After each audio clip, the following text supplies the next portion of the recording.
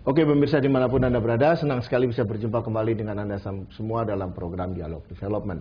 Tema yang kami pilih pada saat ini adalah polisi masa depan dan masa depan polisi. Kenapa tema ini dipilih? Karena sebagaimana kita ketahui sampai kapanpun peran polisi itu sangat strategis dalam menjaga keamanan dan ketertiban masyarakat. Dan hal ini sudah terbukti di negara-negara yang paling maju sekalipun. Peran polisi masih sangat dibutuhkan dan tampaknya masih akan makin dibutuhkan. Bahkan di Jepang, salah satu negara yang paling maju di dunia saat ini, banyak orang tua di sana yang berharap anak gadisnya mendapatkan jodoh polisi.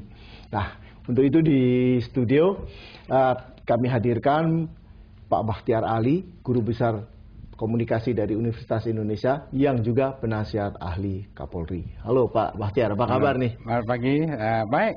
Ya, kelihatannya makin segar aja nih Pak. Ya, jadi Pak Bakhtiar sekarang ini kan banyak sekali masalah dan perbincangan mengenai polisi, baik dari segi positif ataupun negatif. Yang positif tentu saja keberhasilan polisi dalam menangkap teroris di Indonesia. Tapi pada sisi yang lain kita juga lihat banyak sekali perbincangan yang negatif mengenai polisi, terutama yang terkait belakangan ini dengan rekening gendut para jenderal polisi, kemudian masalah prijigo yang masih terjadi di mana-mana dan lain sebagainya. Nah, menurut Pak Bakhtiar Ali ini kira-kira apa saja atau langkah strategis apa saja yang harus diambil oleh polisi supaya masalah-masalah ini tidak menjadi hambatan kepercayaan masyarakat kepada polisi, Pak? Ya, jadi sebenarnya polisi secara konseptual itu sudah berusaha untuk memang membenah dirinya. Ya. Jadi baik dalam program-program grand design dalam masa depan, grand strategisnya untuk mencapai 20 tahun ke depan, itu sebenarnya sudah ada program yang disusun untuk bisa mencapai itu. Tapi persoalannya memang dalam kerangka ini kalau saya lebih sederhanakan, ada reformasi birokrasi yang sedang dilakukan. Itu adalah di bidang instrumental, kemudian di bidang struktural. Mungkin kalau di bidang instrumental dan struktural ini tidak terlalu banyak permasalahan, karena itu hanya sesuatu yang segera akan bisa cepat selesai. Tapi yang justru yang menjadi masalah adalah reformasi di bidang kultural. Nah, jadi masalah-masalah yang masih muncul di lapangan, misalnya tadi yang dikatakan termasuk rekening itu, masalah prijigo dan sebagainya, itu harus juga dilihat dari segi aspek kultural tadi. Jadi harus ada dibangun semacam kesadaran kolektif bahwa ada hal-hal yang dianggap masih merupakan kritik masyarakat, dianggap tidak terpuji, itu harus diperbaiki. Dan itu tidak mudah, lebih mudah diucapkan daripada dikerjakan. Karena itu ada kaitannya juga masalah prosperity, kesejahteraan. Kalau kita bicara ngambil contoh misalnya yang sangat senjang tadi itu masalah kesejahteraan, misalnya prijigo itu. Sebenarnya kalau orang melihat dari segi tajam itu, orang akan bilang, polisi kok begitu sih, ya kan masih prijigo. Padahal kalau di sisi kita telaah lebih lanjut, ternyata ini kaitannya juga dengan kesejahteraannya dia. Dari informasi yang saya bisa pertanggungjawabkan, bahwa gaji polisi yang prijigo itu hanya cukup makan 1 minggu. Jadi ketika mereka berdiri di tengah jalan, sebenarnya mereka tidak punya apa-apa.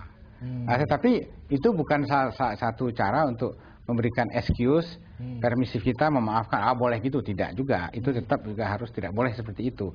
Tapi ingin saya katakan masalah kesejahteraan ini juga menjadi masalah yang penting, bukan hanya polisi, TNI Angkatan Darat, pegawai negeri sipil dan sebagainya. Jadi walaupun ada juga pihak yang dinaikkan sampai 9 kali lipat seperti Departemen Keuangan, tetap aja ada mafia pajak dan sebagainya. Jadi itu menyangkut dengan mentalitas dari orang yang menjalani profesinya gitu. Ya. Tapi banyak juga orang yang mengaitkan ini dengan keuangan negara yang serba pas-pasan, sehingga kita bayangkan bahwa apabila jumlah polisi ini ditingkatkan sesuai dengan kebutuhan atau jumlah penduduk yang ada, maka gitu kan, ini akan banyak polisi yang terpaksa melakukan hal-hal yang tidak terhormat itu tadi, dan pada akhirnya ini akan menyebabkan munculnya masalah-masalah baru. Dengan kata lain bahwa polisi ini menjadi part of the problem, bukan problem shooter. Ini menurut Bapak apakah bisa dicari jalan tengah untuk mengatasi situasi ini? Ya. Jadi jalan tengahnya itu yang sedang diusahakan sekarang adalah memang meningkatkan profesionalisme polisi sendiri dan sekaligus memberikan tingkat kesejahteraan yang memadai sehingga mereka tidak melakukan hal-hal yang tidak terpuji. Namun itu terkait lagi dengan anggaran negara gitu kan. Jadi negara kita juga masih belum bisa menyediakan fasilitas yang memadai. Tapi tetap saja hari-hari ini kita bisa melihat bahwa pekerjaan polisi dalam rangka memerangi terorisme itu kan siang malam tidak mengenal lelah. Luar dan biasa. dan itu kan mendapat apresiasi dunia. Ya. Tapi di sisi lain kita juga tahu ada oknum polisi yang kemudian clash di lapangan dan sebagainya. Tapi serba repot memang. Kalau kita misalnya melihat bagaimana polisi menangani masalah-masalah demonstran. Itu kan polisi kan jadi seperti sandwich, dia kepepet. Ada masyarakat di situ, ada masyarakat yang membangkang di situ. Kemudian dia harus bisa melerai. Atau ada dua kelompok demonstran yang kemudian dia harus leraikan di situ.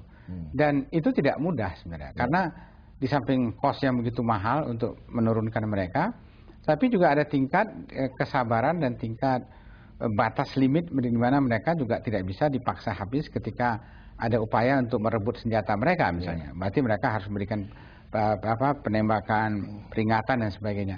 Jadi yang ingin saya katakan sebenarnya ada beberapa pekerjaan-pekerjaan polisi yang sebenarnya itu juga bisa dikerjakan oleh Satpol.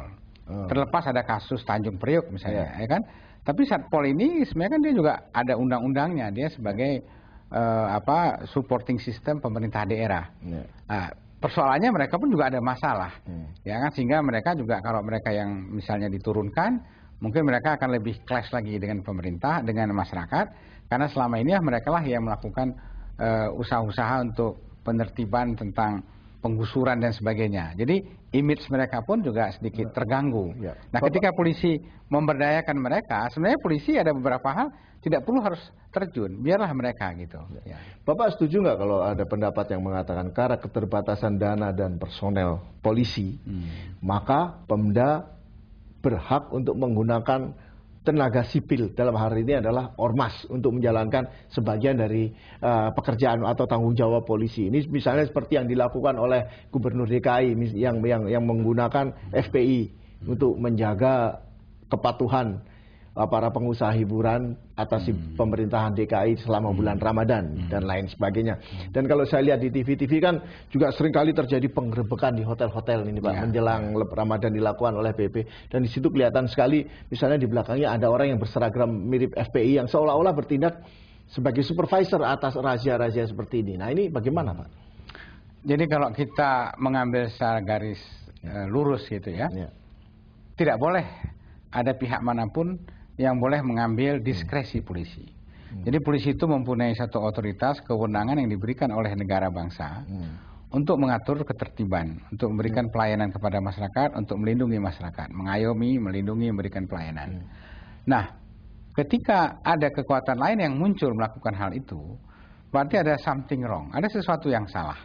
Mengapa sampai harus ada pihak lain yang diikut sertakan? Mengapa tidak bekerja sama dengan polisi gitu? Jadi ini sebenarnya kalau menurut saya mencoba mengerti, mungkin itu sebagai satu upaya dari pemerintah daerah untuk dalam tanda petik menjinakkan kelompok ini supaya kelompok ini jangan menjadi radikal dan sebagainya.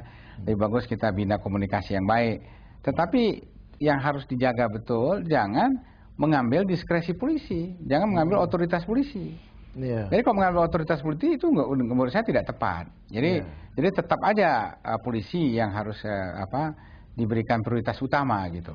Dan yang lebih janggal lagi kalau memang justru ide itu tidak pernah datang atau disepakati bersama dengan pihak kepolisian. Jadi ini akan menimbulkan pencitraan yang juga tidak menjadi positif gitu. Karena kelompok yang diajak ini pun sebenarnya selama ini citranya juga tidak terlalu nyaman juga bagi mereka yang selama ini mengalami kekerasan dan sebagainya.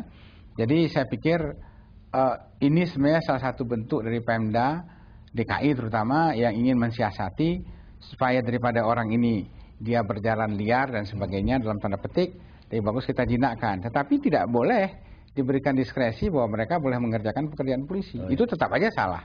Jadi tetap itu harus dikembalikan pada proporsinya. Dari pengamatan sekilas saya Pak di lapangan ini Pak kalau saya lihat masyarakat itu masih banyak yang belum tahu bahwa polisi itu sebenarnya bukan lagi bagian dari TNI. Dan ini termasuk prajurit TNI terutama yang masih muda-muda itu juga nggak menyadari kenyataan ini, sehingga seringkali mereka menjalankan tugas-tugas kepolisian gitu.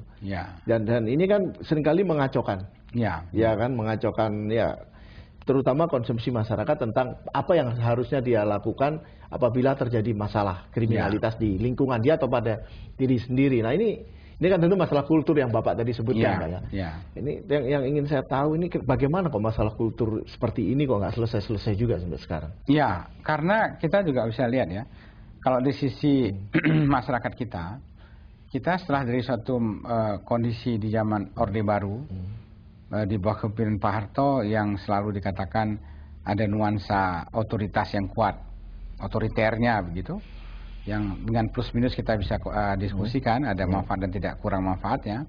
Tapi yang jelas bahwa itu dikendalikan oleh penguasa yang dalam tanda petik tangan besi gitu. Dikendalikan betul. Jadi kalau ada di luar garis ini kita tindak. Ya kan?